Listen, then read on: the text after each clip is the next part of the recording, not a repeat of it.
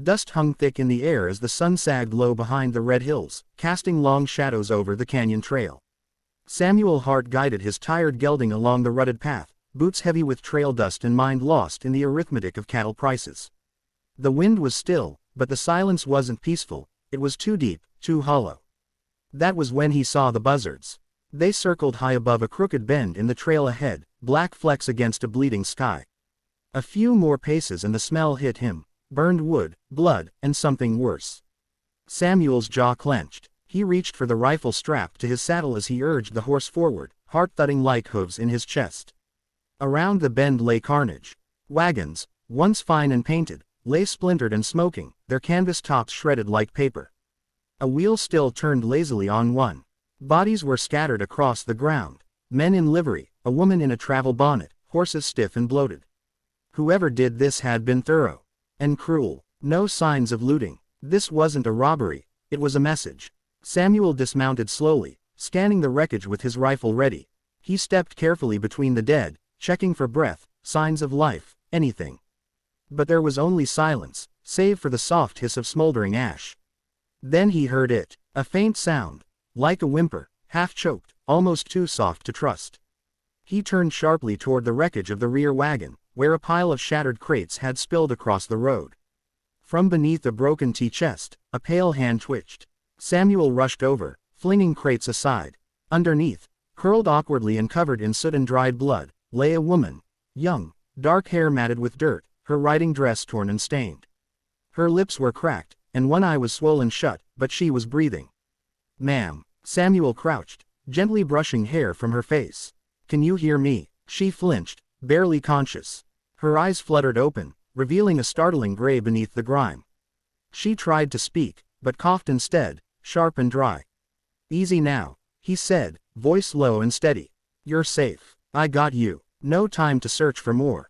Night was falling fast, and the trail wasn't friendly after dark. He wrapped her in his coat, careful not to aggravate the deep gash on her side. With effort, he lifted her in his arms and carried her to his horse. The mare snorted, uneasy, but held steady as Samuel settled the woman in front of him, cradled against his chest. He gave one last look at the massacre behind him. Whoever she was, whatever happened here, it was more than just bandits. But for now, she was alive, and that was all that mattered. Samuel turned the horse toward home, and rode hard into the deepening dusk. The morning sun broke over the hills, painting the plains in golden fire. Samuel pushed open the creaking door of his homestead, boots dragging slightly from the long night's ride. The woman in his arms stirred but didn't wake. Inside, the house was still, modest and spare, a place that bore the mark of a man doing his best since grief had hollowed it out. He laid her gently on the narrow bed in the room that had once belonged to his wife. The sheets were clean, though worn, the air carrying the faint scent of lavender from a sachet tucked years ago into the dresser drawer. Samuel paused, looking down at the stranger, skin pale under the grime, her cheek bruised purple-black. She looked too fine for this place, like something fragile that didn't belong among dust and rough-hewn wood. His daughter, May, appeared in the doorway rubbing sleep from her eyes. "Papa?" she asked, voice barely above a whisper. Her hair was wild, sleep-tangled. He turned, keeping his voice soft. "Go get the clean water, sweetheart. We got someone hurt." May's eyes widened when she saw the woman, but she didn't ask questions. She turned and scampered off, barefoot and quick. The woman slept for 2 days. Fever took her, and Samuel sat up nights wiping her forehead with a damp cloth, changing the dressings on her side. Her wounds were clean, but deep. Whoever she was, she had fought hard to stay alive. On the 3rd day, her eyes opened fully. She flinched at the ceiling, blinking against the sunlight pouring through the curtainless window. "You're safe," Samuel said from the chair beside the bed. "You're at my ranch, just outside Red Mesa. Found you near the flats. Whole caravan's gone." Her gaze fixed on him slowly, like someone coming up from deep water. Her voice was hoarse when she spoke. "They're all dead," he nodded. "I buried them best I could." She swallowed and closed her eyes, lips trembling. When she opened them again, they held a steel that hadn't been there before. "Thank you for saving me. My name is Isolde." Samuel watched her for a moment, then nodded. "Samuel Hart. My kids are May and Eli. He's out helping me with the calves this morning." "Was there anyone else alive?" He shook his head. She didn't cry, not right away. Instead, she turned her face toward the wall. The silence between them stretched. Over the following days, she recovered in small steps. She was quiet, but not helpless. When she could sit up, she helped May with reading, offering gentle corrections in a voice that sounded like music in a house that had forgotten it. She showed Eli how to mend his worn boots with tighter stitching. Samuel watched with a mix of surprise and unease. She didn't act like a governess, too refined, too deliberate. She moved like someone trained to be noticed without ever asking for it. Still, she worked without complaint. She helped with the wash, trimmed vegetables with expert hands, even mucked out the chicken coop with a kerchief tied over her hair. One afternoon, Samuel came in from the field to find the shelves in the main room had been rearranged, books ordered by topic, loose pages bound in twine, broken hinges repaired. It unsettled him more than it should have. "You didn't have to do all this," he said, not unkindly. Isolde looked up from the table where she was mending Eli's shirt. "I wanted to," she said simply. "It helps, to have something to fix." He didn't say anything, just nodded, and poured himself coffee that had gone cold hours ago. She didn't push, didn't cry. That was what made her different. The nights grew cooler, the stars brighter, and slowly, the house began to feel less like a place paused in mourning and more like a home again. But Samuel couldn't shake the feeling. This woman, this stranger, was running from more than just a massacre.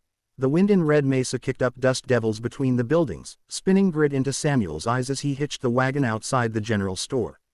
The town hadn't changed much since spring. Wooden storefronts bleached by the sun, the smell of horses, sweat, and tobacco hanging thick in the air. A piano played off-key somewhere inside the saloon, mingling with laughter too sharp to be kind. Isolde stepped carefully down from the wagon, her dress modest and clean, her bonnet shadowing her face. She wore a shawl over her shoulders despite the heat. Samuel had offered to go alone, but she insisted. Said she was ready to be seen. She was wrong. They hadn't made it 10 paces before a voice rang out behind them, loud, accented, surprised.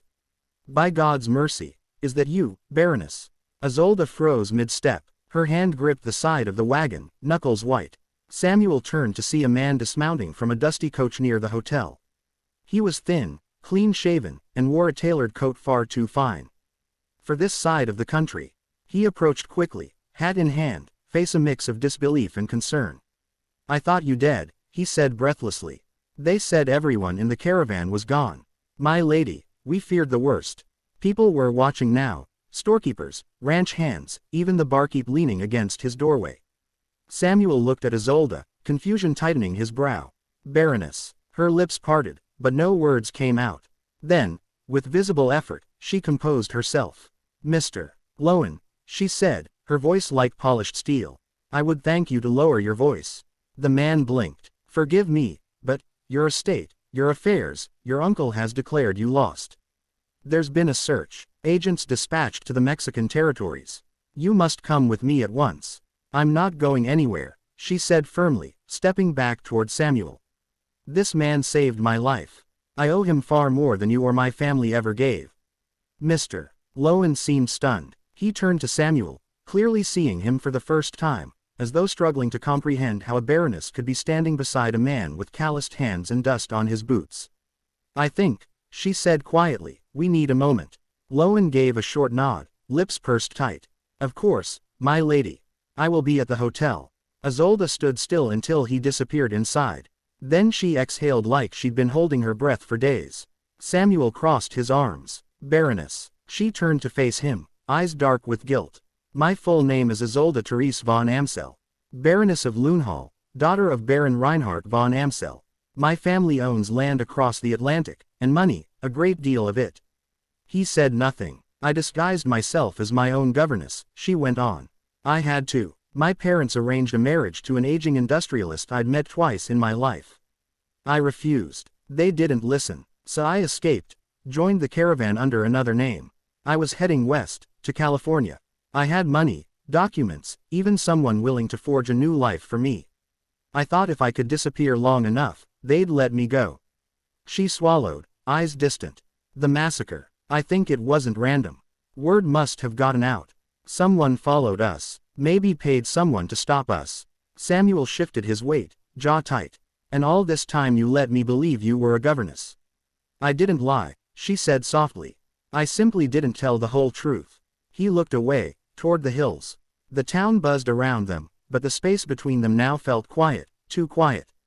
You don't owe me anything, he said at last. You can go back to your title, your riches. You don't belong in a place like mine. She studied him for a long moment. Maybe not, but I've lived with a title all my life, Samuel. And it never made me feel safe. Or seen. He didn't answer. Instead, he turned back toward the wagon and lifted the sack of grain, his movements a little stiffer than before. Isolde stood in the dusty street, shawl wrapped tight, unsure if the truth had just saved her, or ruined something she hadn't yet dared to name. The wind that morning was soft and cool, brushing over the plains like a whisper.